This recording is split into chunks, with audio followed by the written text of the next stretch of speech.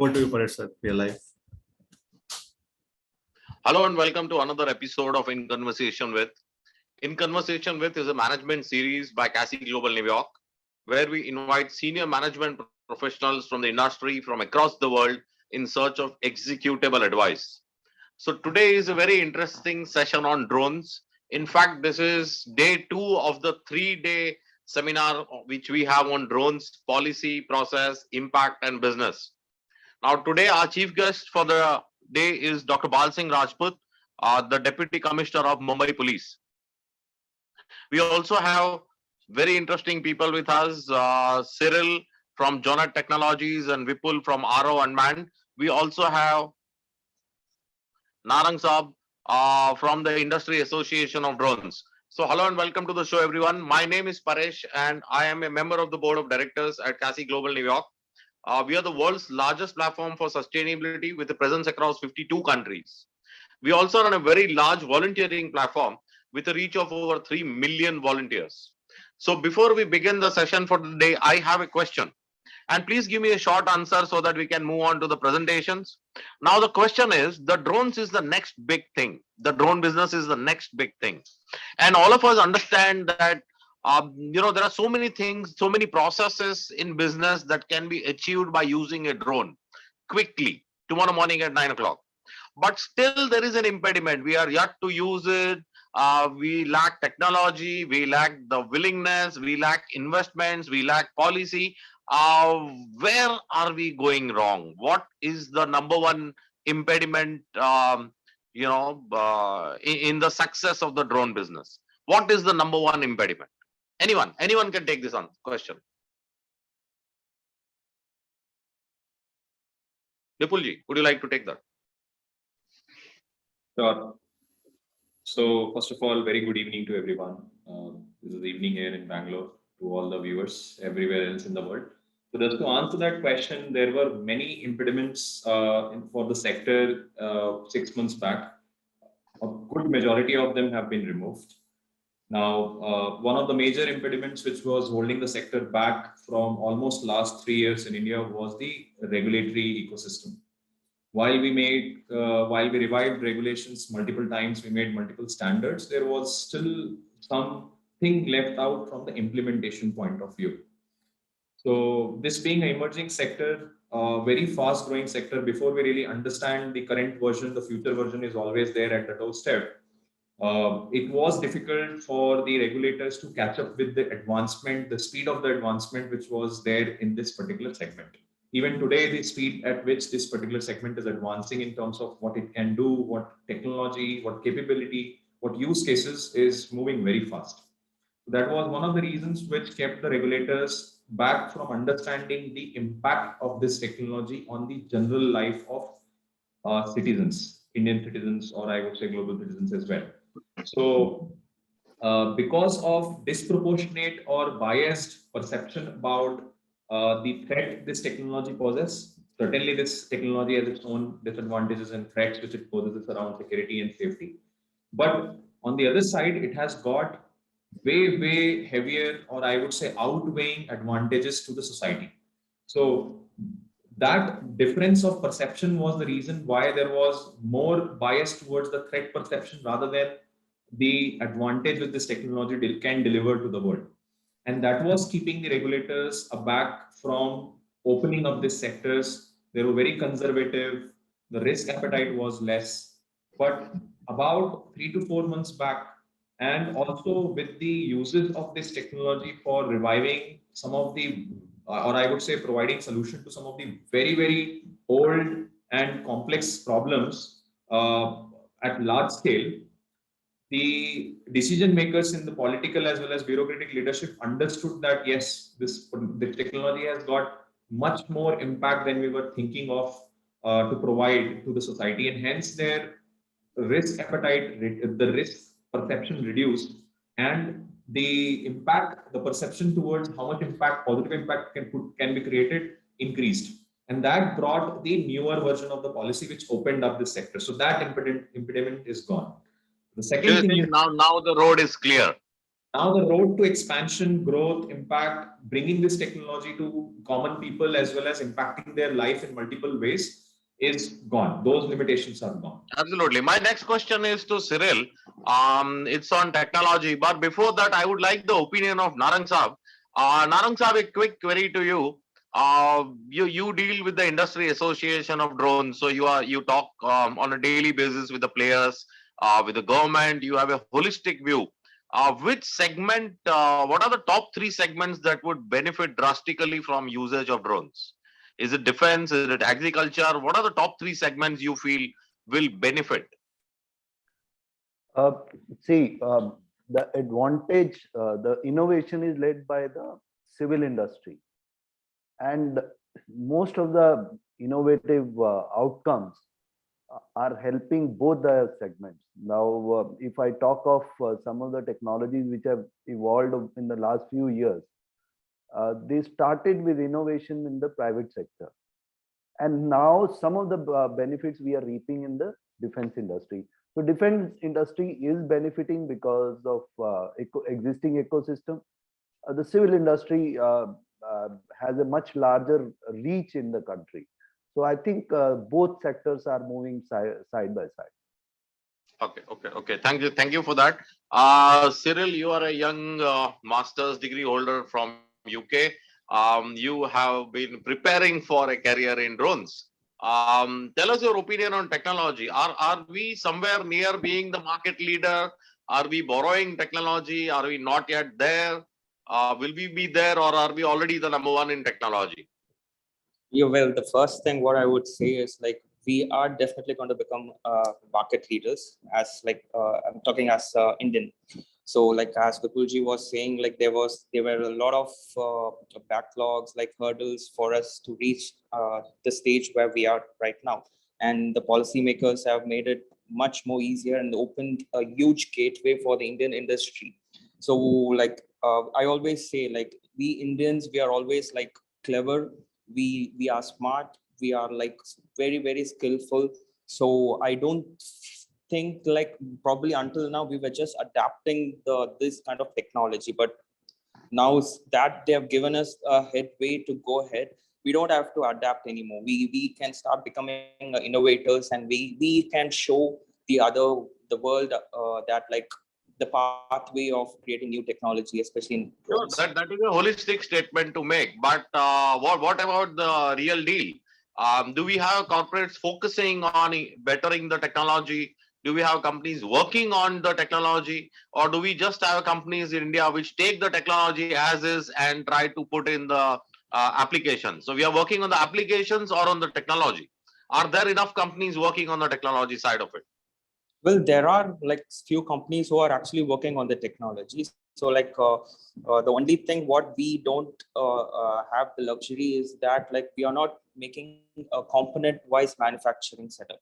So once we reach up to that level, then of course like we can become like a good technology leader in the drone industry. So I think like now since the government has changed the rules, and we are like a lot of companies coming up making like component wise like motor, battery, ESC, like there are a lot of companies actually coming up and making this kind of activity. So like now that the way is clear, there's a huge potential for us, and there are companies, yes, there are companies just focusing on the technology as well. Oh, nice to hear that. You know, we can start with the presentation by Cyril, but I have got one more question for Narang Saab. Sorry to rope you in again and again, Narangji, but you know, I don't want to miss the opportunity. You are on the show, and we would like to have the best of your knowledge. You know, I have seen advertisements of pizzas being delivered by drones. Do you think in the near future that is a possibility in a city like Mumbai? See, the main concern of a city life is safety of the drone and operation in a urban area. I think urban area is still evolving. It'll take some time, but I think it'll happen, but it'll take its own time. BVLS trials are already being done. So I see that BVLS is coming into being very soon.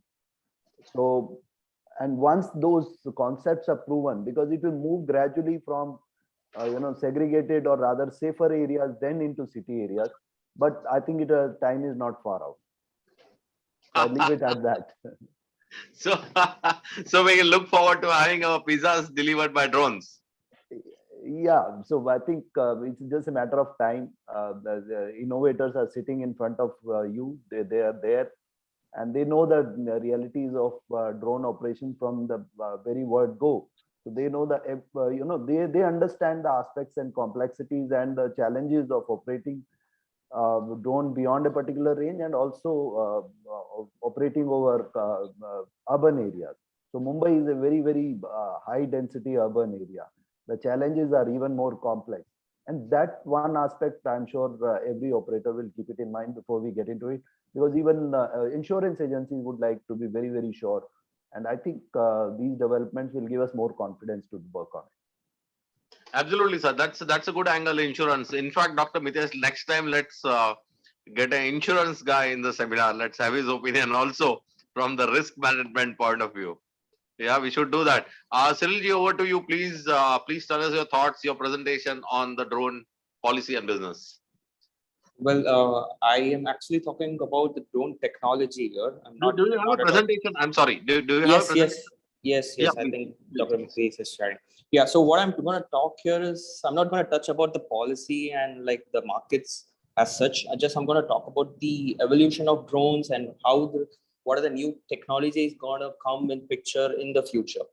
So that's the presentation is about. So let's start with the presentation. So basically, I want even going to the future. Like I just wanted to give you a brief history of how drone actually evolved within the world. So I got this beautiful like illustration from internet, of course. Like if you can go to the next slide. So this illustration gives you a proper date-wise milestones of like important events, what are like how drones have been like used or like invented. So basically, it all started by the French. These French people, they created this hot balloon, like a hot air balloon, and they made it unmanned, and they sent it for surveillance purposes. So what they actually did was like they started this kind of experiment way back in the in the 1783, and then like in the 18th century, they attached a camera and they wanted to take aerial photograph of Eiffel Tower. So that was the first recorded usage of drone using for aerial photography. And then like immediately all these neighboring countries like Austria, Sweden, they all adapted the same trend, and they also wanted to show off their like capability like making unmanned systems. And then quickly this trend moved on to the US and the UK. So in US in 1898, like Nicholas Tesla, like the guy who created the electricity, the guy like he demonstrated a radio controlled boat. Okay, it was not an aircraft, it was a boat. So he controlled he floated the boat, he operated the boat, and he made like lights to on and off on the boat. So this was like an unbelievable demonstration at that time. People actually thought like this guy was a magician, and or like and there were like in fact few people thought that this guy trained a monkey and put the monkey into a boat, and the monkey is the one who's operating. They were not able to believe like the capability of like radio controls. If you can move to the next slide, we will be looking at the adaptation of this technology by the US, and then from 19th century onwards, like from the 1917 onwards, like the US like extensively like invested money and funded the research, and they were like for like I would say for like a century they were like doing research on this. And then another notable country on the next slide, you will see that which quickly adapted this drone into drones was Israel. So during the 1970s, Israel was at the peak of a war with the Arabs. And to be precise, during 1973, there was a famous war called like Yom Kippur War, which was fought between Israel and the Syria in order for the geographical acquisition. So we all know the saying like necessity is the mother of invention. So like these guys had a necessity to create weapons or like some kind of system to have an upper hand over the enemy. So they adapted this kind of drone technology, and they like, we all know like how where Israel is right now in terms of drones. Like the Indians are still Indian defense is actually still using Israeli drones like Herons and searchers, like it's actively being used in the border areas even right now. And then after that, in the present state, we all know like how drones have evolved. In the next slide, we all know how drones have evolved, like from operating the drones via telephone, operating a drone like a quadcopter, like a DJI has become one of the market leaders, and then like from drone delivery and everything. And this is where we are like presently like properly situated in terms of drone industry. So the next thing what I want to talk is about the future of drones. So basically, drones like can be categorized as three different varieties. Like first one would be the fixed wing type of drones. The second one would be the the single copter or a camcopter or a helicopter type, and the third one will be the multi-copter. So multi-copter can be like quad, XR, octa, like depending on the number of motors. So the current research, like I wouldn't say research, the current usage, the new usage of drones is something we call it as loiter munition. The next slide, please. So in this loiter munition is nothing but it's a drone which carries a explosive as a payload. So this drone can actually like fly autonomous and can hit the target, like whatever the target you set, you feed the target to the drone, or you lock the target while the drone is flying, and this drone can actually go and attack the target. So this is one of the latest technology in the drone industry, and like all the world has been like behind this technology, and there are a lot of researches happening in the Indian drone market also, like for this loiter munition. So this particular loiter munition can be launched either from an ongoing aircraft or a drone or a bigger mother drone, or it can be launched from the ground platform as well. So this is one of the notable like advancement in the drone technology. And the next one is the swarm technology, where like swarming means like a multiple drones all flying together in a formation. So in the future days, like we won't be having war for like days or months. The war will be just for hours. So people will just go launch this kind of technology and finish the war in like 2-3 hours, and just go back to home and they have a cup of coffee. So that is where we are heading with the drone technology.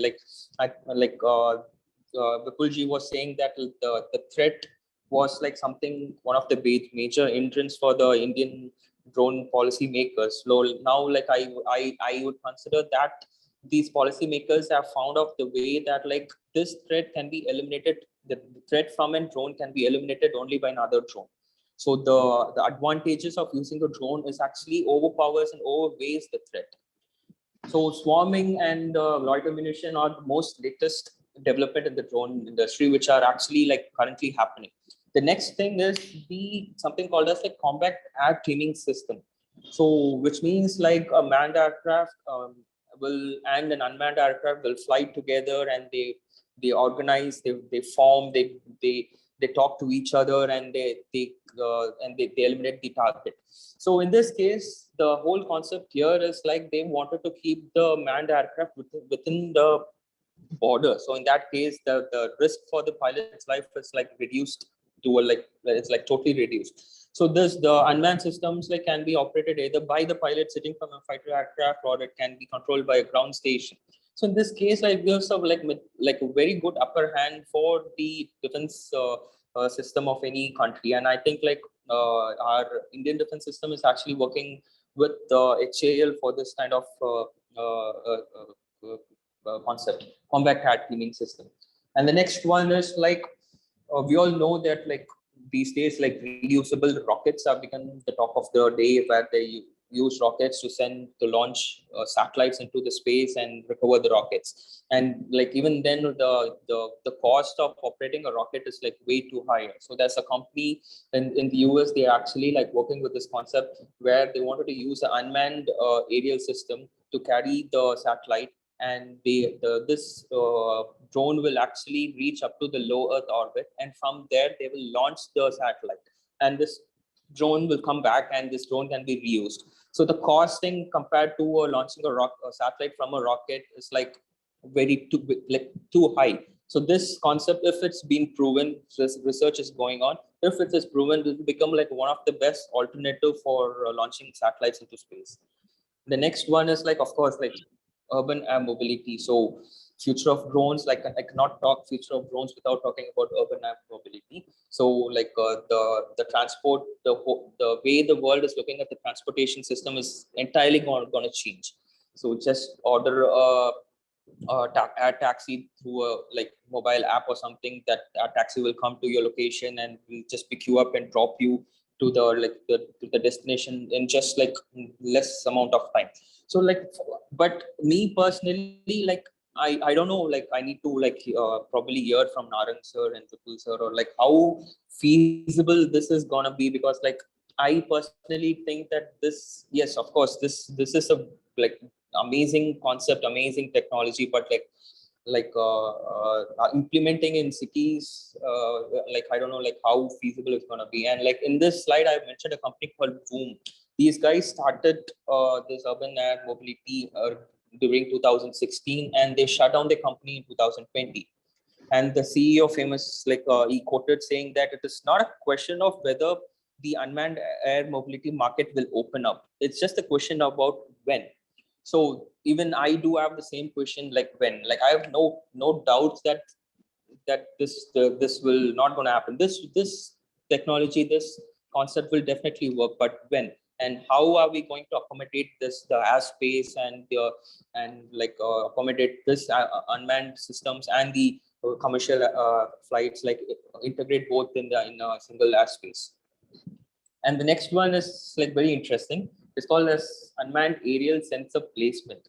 So research is going on this technology where a drone will actually launch a sensor shaped in a form of a dart. So like this is actually specially being researched to study forest. So what they are doing is like densely forested area where humans cannot go, they are going to launch this drone, and the drone will shoot the sensors, and the sensors will be placed in a tree or a plant or any place. So there will be like multiple of sensors, and these sensors can relay data to each other. So this will form a multi-node kind of system where like the data from one sensor will get transferred to the other sensor, and it just carries on. And the sensor closest to the ground station will collect all the data and will transfer to the ground station. So in this case, they can actually read the motion, the movement in a forest, the life of a tree, the life of a forest, the health of a forest, and everything. So like this is the first stage they're gonna research upon, and of course, like after this becomes success, we're gonna implement this in other areas as well. And the next one is also very interesting. So I would say the evolution of drone in the future can be divided into two different categories. One is the combat capability of the drone, and the other one is the propulsion system. And when I say propulsion system, it means like how eco-friendly the drone is going to be. So in this cyclorotor, this is a very new concept where the blades, like it's not a conventional blade, the blades are placed in a radial orientation. So when they change the angle of incidence of this particular blade, what happens is that the thrust produced and the direction of the thrust changes instantaneously. So in that case, what happens, there is no loss of kinetic energy. So this will again like become very efficient in terms of energy, and this will become very eco-friendly because you're not going to use any conventional propulsion system, and the oral signature is going to drastically reduce. And again, the next one is also similar kind of this, where they use ions to propel a drone. So this concept is called as like electro aerodynamic thrust, where they will use two cables or wires, and the front cable will be positively charged with they'll send a positive voltage in the front cable, and the second cable they will have a negative voltage. And because of this voltage difference, there will be electromagnetic field, and this electromagnetic field will in turn create a lift force. So in this case, there is no moving object or a propulsion or a motor, nothing is required. All you have to do is just give pass electricity through these wires, and the drone will fly. Again, this is still in a very like nascent research level state, but there's a huge potential for this, and the scientists are anticipating like this technology can be carried forward even for a commercial airline, where like you will eliminate the sound of an engine, you will eliminate the environmental the pollution created by the engine, and that is like one of the best, if it happens, if it successes, this is one of the best technology. And the next one is based on the form factor of a drone. So in this case, this is like a drone. It's a single drone and can morph itself into multiple shape. So it has an onboard sensors and cameras and everything. So for example, if this drone has to be sent into a mine or a trouble created by an earthquake or a cave or something like that, if there is a small opening, the drone will sense that opening and adjusts its shape according to that opening, and it goes into that opening, and then again it comes back to its original form. So this is something very interesting, like in the future, where like drones should be able to reach not only on a given space, but like it will be able to learn the space, like, and then like change the its body and its size, its dimensions, like according to the space available. So it's like completely going to become like artificial intelligence and like machine learning kind of stuff. So I think these are the major evolutions that are going to happen in the future, and like a few of the things what I told will be happening in the future. So that's a famous writer, like I've read his book. It's called like Stuart Brand. So he once quoted saying that once a new technology rolls over, if you're not part of the steamroller, you are part of the road. So basically, if you are not adapting the technology, that means the technology is just going to run over you, and then you cannot catch up with the technology. So you have to be in line in this technology. So that's about it. Thank you for giving me this opportunity. Thank you, Cyril, for that presentation. In fact, that was a very good presentation on the future. So I was talking to a professor from IIT Kharagpur very long time back, and I still remember this because this is something that again an IIT professor told my children, and this professor told this to me around 30 years back now. So he said, if you can imagine something and put it in the movies, yeah, and then that is the starting point, and that discovery will be made 20 years, 30 years hence. So you look at a movie 20 years back, and you see drones. Look at a movie 30 years back, and you see all the artificial intelligence, and that is what we are working on today. So I believe in this futuristic planning. Some of them may seem unrealistic now, but yes, who is to say that it is not possible? So thank you for that. To answer the question what you asked, like are there any companies in India like working on this technology? Like whatever, like the picture, the slide I showed, I know there are few companies, few of my friends in the research field, and like my very own company, we are actually working on this kind of a research based technology, where we wanted to be the first in the world to come out, like we want the other countries to follow us. Okay, they should see, okay, these guys have made something like this, and we need to implement something like this in our countries as well. So I know people who are like keenly working towards that, and I'm like very much keenly working on something like that, in like my company has given me a very great platform to implement these kind of ideas. So we are there. Sure, absolutely. Let's take it offline again. I would be very keen to be an investor in some of these companies. So no, let's take it offline. Vipulji, one question before we go on to your presentation. AUS 3D mapping solutions, especially for the power generation, or inefficiencies in power transmission lines. This was one of the lines in your pitch book before you raise funds. Yeah, so I would be very keen to know about how you are using drones, or how you propose, or you are currently using drones to map inefficiencies in power transmission. Sure. I mean, I would definitely love to talk about how we do it and what are the various possibilities in which drone technology can benefit this particular sector further. So you see, power generation is a conventional business. However, the mode of power generation and the efficiency at which these enterprises operate keeps changing as the technology evolves. But in a country like India, most of our power is still generated from coal. Almost 60 to 70% of our power comes from coal. We're yet to replace them with renewable sources and alternate power sources, including nuclear. So there are various levels in which drones play a role. First of all, they play a role in improvising the way they consume coal and use that to feed their furnaces in order to generate power. So there is a lot of movement of material which happens in these power plants on a daily basis in, I would say, thousands of tons, sometimes in hundreds and thousands of tons, depending on the capacity. So there is a lot of loss of material which happens during this movement. Sometimes the measurement itself affects the profitability and inventory management and supply chain management of these power plants. So drones are basically able to create or generate data sets around their inventory stocks and the movement of these material at a much granular level. For example, if earlier they were updating their inventory stocks at every 3 months interval in order to figure out how their supply chain should be for the next quarter, today the same data is being generated at weekly intervals. So we're talking about, I would say, 4 data points a year to a transition where they're generating 52 data points a year. And hence the granularity helps these enterprises run their power generation much better. And we have active clients, some large corporates using our solution where we have been able to, I would say, save upwards of 15 to 20% of their losses using drone technology. Yeah, So that's very just, cool. yeah.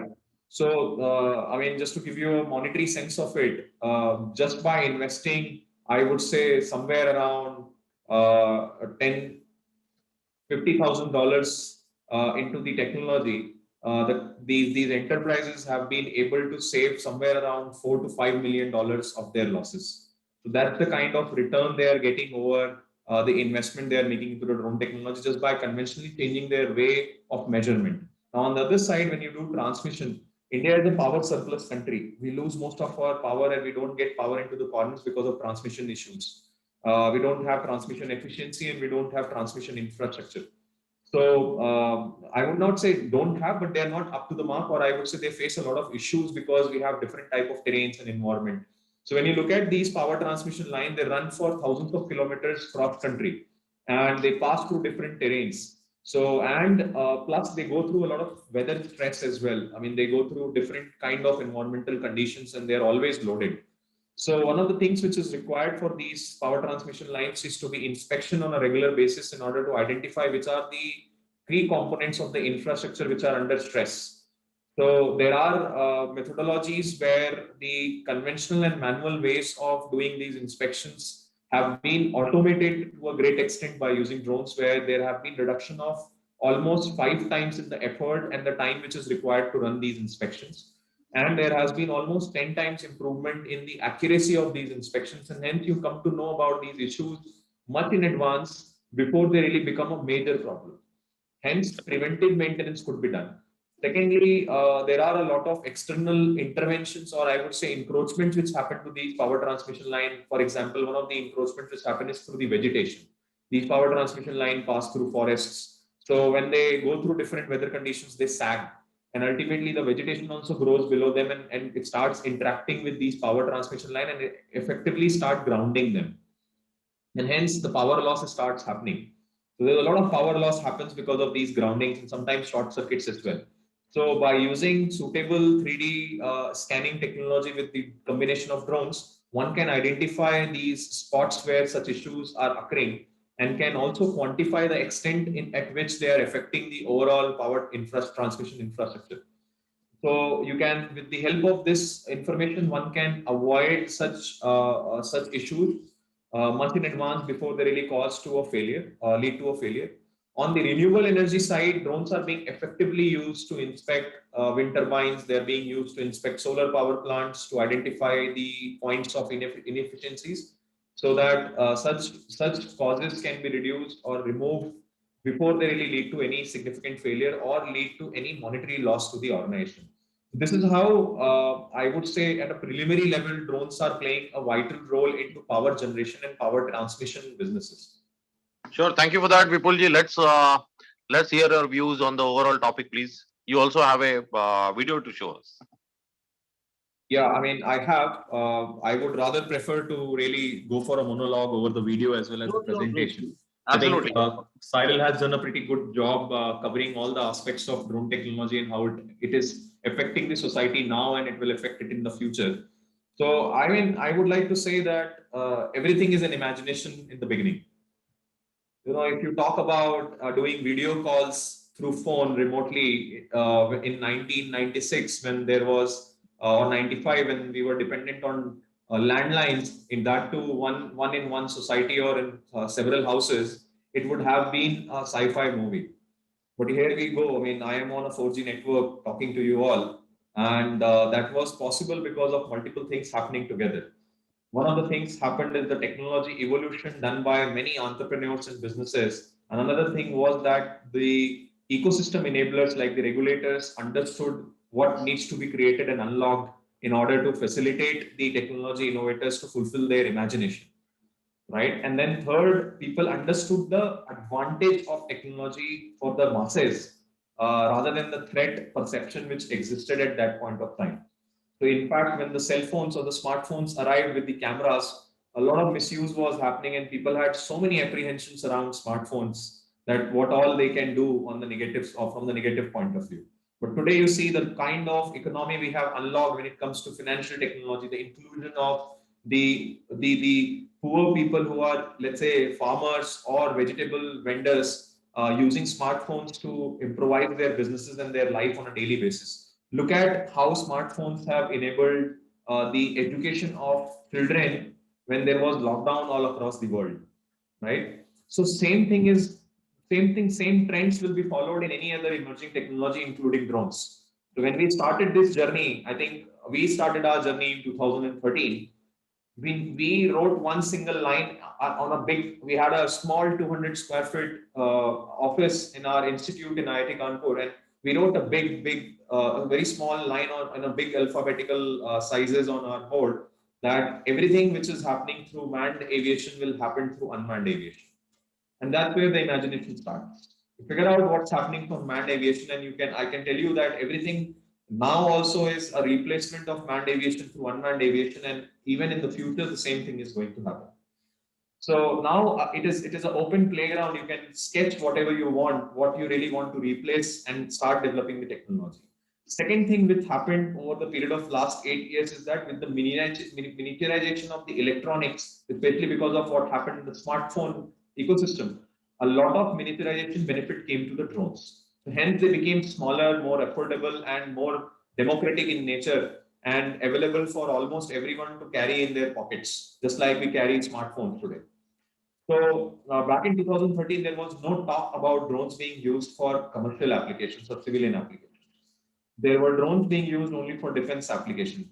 So in last 8 years, this country using drones, very large drones to do surveillance over our borders, has switched to a condition where drones are now being used to revive centuries old land records problem for the rural population, where every citizen and their 5 generations, at least next 5 generations, will benefit from this project more than I would, if you talk about the current generation, more than 1 billion people will benefit just in India from this technology to get their wealth, which is the land asset for rural population. Land is the wealth counted and considered in the mainstream financial ecosystem, where a farmer can use his residential plot to finance his business, which could be farming, or to get a loan for his or her children to get higher education, which was not possible earlier because these land parcels were not recognized officially by the financial ecosystem. So we are talking about billions and trillions of dollars of wealth suddenly getting created after 4 5 years once the project get completed in the Indian economy, and the kind of gap which will be there between the eligible, let's say, beneficiaries of credit system. And imagine the amount of money or the FDI which will flow towards India just for lending to the rural ecosystem in India, because they have wealth as an asset to mortgage, right? The land as an asset to mortgage against those debts. And then the kind of economic revival which will happen, and that is being totally initiated as well as enabled by drone technology. All the data is being collected by drone technology. That's one example I'm talking about as an impact to the Indian ecosystem.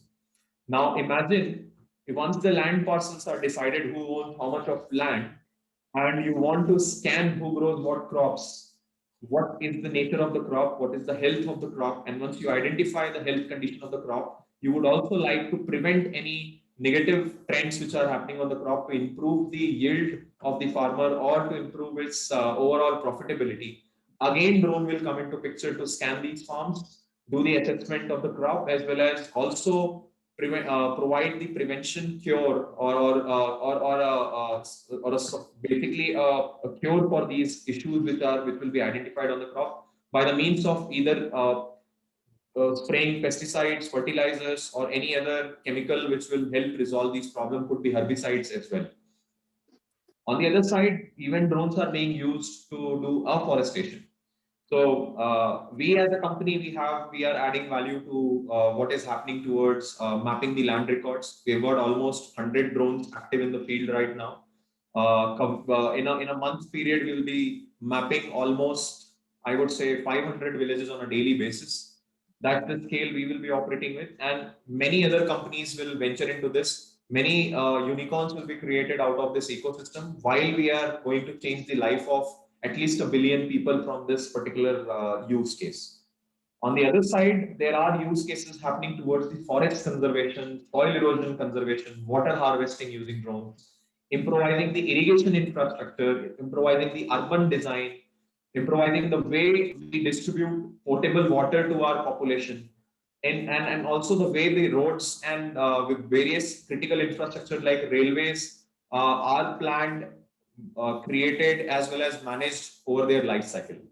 So I think drone technology in the current state as well as in the future state, I would say will basically add efficiency to the entire ecosystem, improve the productivity, and third will remove the component of dull, dirty, dangerous, and repetitive jobs from the human population. So that's how I see drone technology is going to evolve over a period of time. Now, coming on the other side of the story, there are multiple drone companies working out of India. Many of them are service providers, many of them are manufacturers, and many of them are researchers and purely focused on IP creation. Two things as a country we need to do in order to capture the highest potential and also create global solutions and take our learning from India to the global market. One, create very high value IP, because that's where the real wealth and control on the technology and evolution will happen. So we need to really focus on deep tech, fund deep tech, have appetite for failure, because that's what happens when you really venture into deep tech. It's a part of the journey. Then the second part is to have independency on manufacturing bit, so that we are not dependent on imports to manufacture very basic set of components which can be very easily manufactured by using the talent pool and the infrastructure available in India. So it will have various levels of impact. One would be to create a lot of employment, which is a direct benefit whenever you do manufacturing within the, let's say, domestic territories. Second, it will enable us to reimagine or imagine the next version of the innovation. So it will enable the IP creators to freely think about what they can create, because there will be a local manufacturing ecosystem to convert their imagination into practicality, or convert their theoretical research into a practical research, because without manufacturing, you can't do it. Then the third will happen is that we'll be not controlled by global powers, which sometimes becomes very detrimental when it comes to taking the lead role in the emerging technology. Look at space, look at defense, look at AI. Definitely, we should learn from the past and learn how the advancement in the technology have been used against various ecosystems and economies to put them behind and also make them dependent. So as a country, we need to learn from that. And the last and the most important thing is the investments. So a lot of money has to be put into this sector. So through our viewers who are in India and abroad, I would request that you should do research about this ecosystem. There is a lot of potential. Companies are growing at almost 100x every year sustainably. So far, the regulatory ecosystem was not there. So many of the companies which are surviving today have learned how to grow, how to run a fast growing and profitable business, which is a very difficult combination to achieve. You cannot have a 3x, 4x growing business which is profitable in the current era, but there are companies which are doing it. So people need to really think seriously about this sector, take it seriously and invest into it through various mediums. The conventional financial ecosystem have started recognizing this sector. Drones are now counted as tangible assets as we speak by the conventional banking ecosystem. However, there is a gap. The venture capital ecosystem, the private equity ecosystem is still falling behind, and conventional financial ecosystem has taken the leap forward and started recognizing drone as a critical sector. So with new policy changes happening, government giving the performance-linked incentive to the manufacturing ecosystem, giving more priority to indigenously developed and manufactured technology, and a lot of impact coming to the mainstream masses, I see sky is the limit for everyone who's into the drone segment, not only in India but abroad as well. There is a lot of potential to collaborate. There is a lot of potential where foreign companies can bring in pieces of technology and help and work with Indian companies to increase the impact factor, and vice versa as well. Because the complexities of any problems in India is very at different level. A lot of people who have been able to solve and establish this technology in India can actually implement these technologies for other countries which are struggling from the same problem. So there is an opportunity where industrialists, investors, and think tanks working in other territories, other geographies can tie up with Indian companies and take their solution to the global markets. So that's all from my side. I just wanted to throw some vision instead of talking about what this technology is all about. There is a lot of things on the internet. Cyril did a great job. So that's where the way forward, and happy to discuss further aspects and associate with anyone who would like to associate with us. Thank you, Vipulji, for that. That was a holistic view, and I am sure the future is good for the drone industry. I am myself looking forward to understanding this industry a bit better. With that, we come to the end of the session for the day. This was day 2 of the 3-day, 3-day seminar. So tomorrow again, I welcome all of you to join us tomorrow. We have Richard Gill from London. He works in the defense systems for drones. And then we have 2 more speakers from India. So finally, before we sign out for the day, I would request Narangji to have the final word.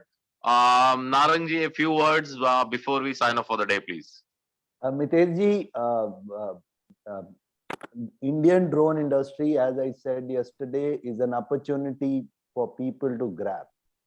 It's an opportunity where collaborations are possible. It's an opportunity where Indian talent is willing. Now, I think we have to look at the Indian drone industry not only as an industry for India, but industry for the world. Indian industry has the capability to develop products for the world. Indian industry, because drone technology is a very complex technology, and secondly, it's an evolving technology. Since it's an evolving technology, new ideas, new technologies, new systems have to be integrated to meet the challenging requirement of safety, security, and many other aspects of it. So it's an opportunity which people must grab, willing to collaborate with us, and look out for Drone Federation of India's Drone Festival coming next month. It's an opportunity to interact and know about India's drone industry. 13th, 14th is November is the date. Come and meet the Indian entrepreneurs. They are there to tell you what they can do, and of course, bring your expertise and make Indian drone industry a pragmatic industry. And let's not serve India, but serve the world. Thank you. Thank you very much for that, Narangji. Where is this taking place? Is it in Delhi or is it in Mumbai? It's in Delhi. Since because Corona is there, there is a limitation of people, so it's on by invite. Of course, people can get in touch, and of course, we have a virtual version.